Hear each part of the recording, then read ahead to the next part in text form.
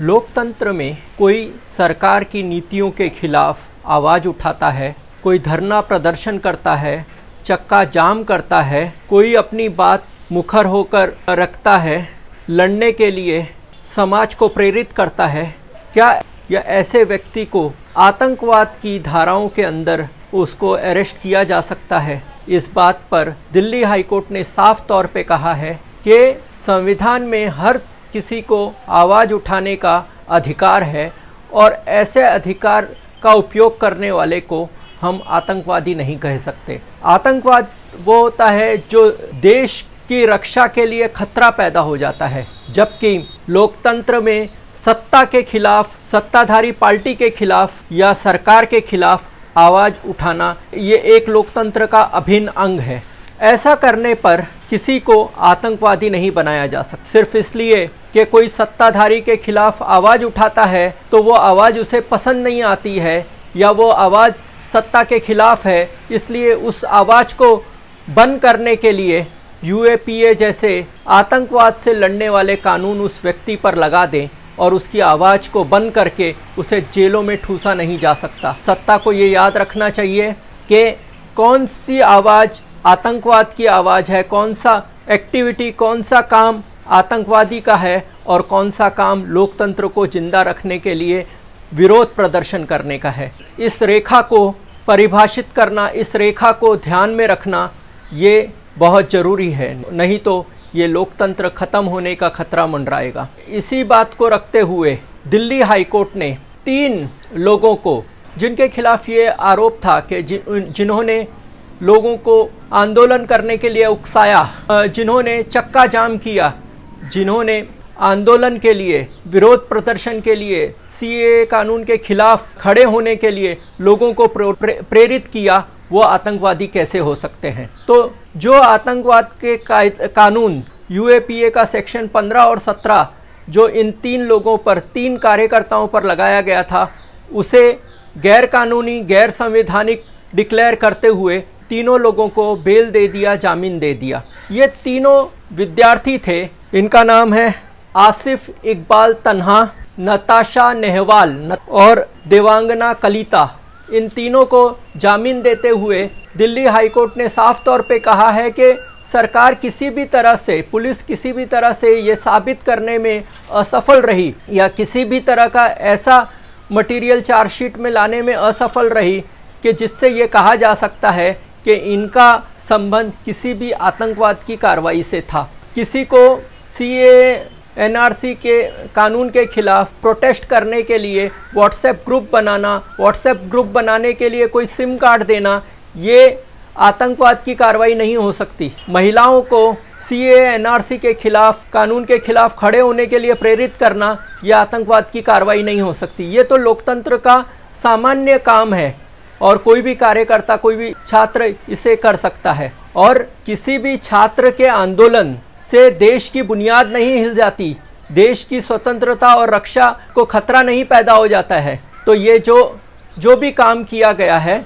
वो गलत तरीके से किया गया है और पुलिस ने इस केस को साबित करने में पूरी तरह से सफल रहा है। आपको बता दें कि इसके पहले भी बहुत सारे कानून आए थे, जैसे पोटा, मोकोका, यूएपीए, ऐसे बहुत सारे कानून लाए गए जिसके द्वारा लोगों की आवाज़, जिसके द्वारा लोगों के प्रदर्शन, लोगों के लोकतांत्रिक अधिकारों को दबाने की कोशिश की गई। अब ये लोग जो थे, इनका किसी भी आतंकवादी या बैंड संगठन से कोई रिश्ता नहीं था। सीएए एनआरसी का जो लोग आंदोलन कर रहे थे, उस आंदोलन को सरकार ने भी गैरकानूनी नहीं घोषित किया था, तो उस आंदोलन को समर्थन करना और उस आंदोलन में भाग लेना और उस आंदोलन को आगे बढ़ाने के लिए काम करने वाले कैसे आतंकवादी हो सकते हैं? तो ये बात साफ करते हुए हाई कोर्ट ने इन तीनों को जामीन पर छोड़ दिया है और उन्होंने कहा है यूएपीए का उपयोग किसी भी राजनीतिक आंदोलन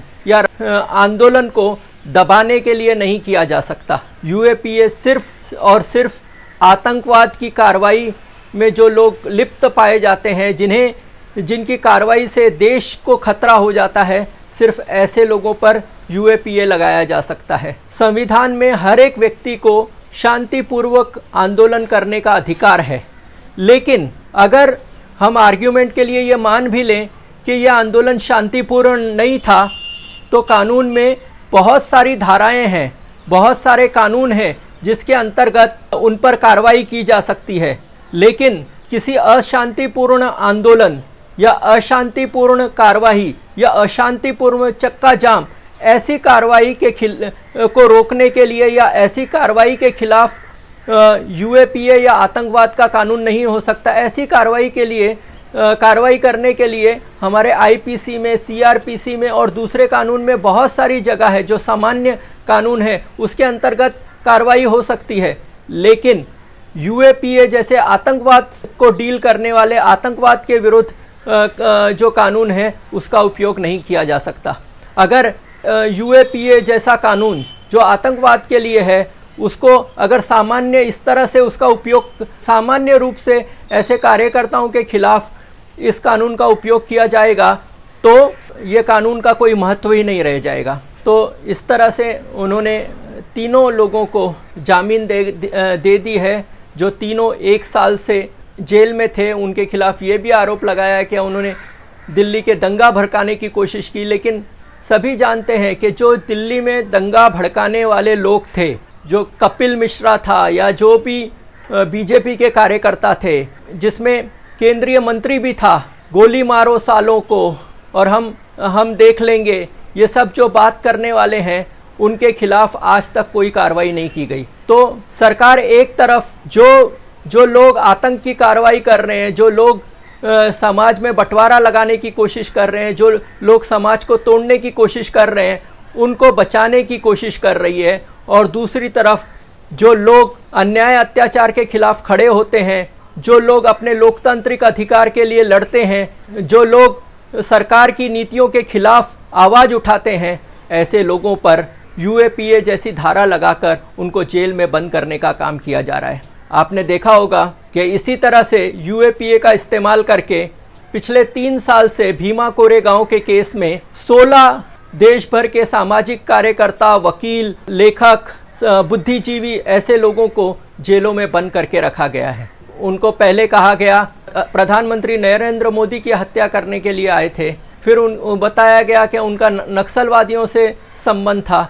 लेकिन आज तक न तो वो ट्रायल चला पाए हैं, न ये बातें सबूत सिद्ध कर पाए हैं। लेकिन वो 3 साल से सरकार की गलत नीतियों के खिलाफ लड़ने वालों को जेल में रखा हुआ है।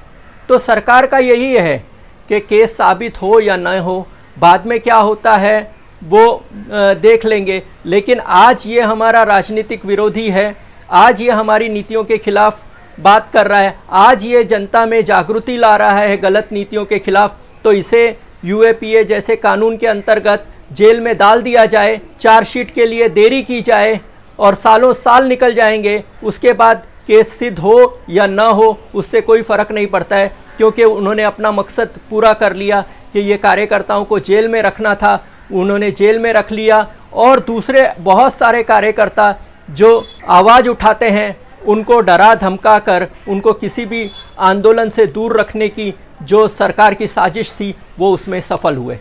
तो ये सवाल जो है कोर्ट पर भी है कि कोर्ट ने इतना समय क्यों लगाया।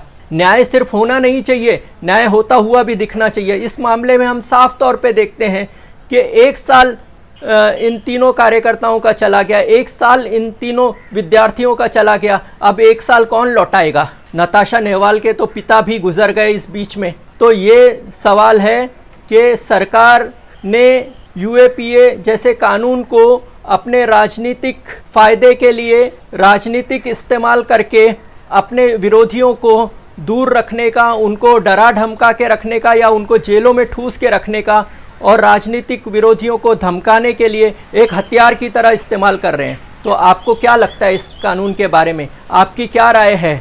आप हमें कमेंट बॉक्स में ज़रूर लिखिए। हम इसी तरह के विषयों पर और वीडियो बनाते रहेंगे। धन्यवाद। देखते रहिए जनता का आईना।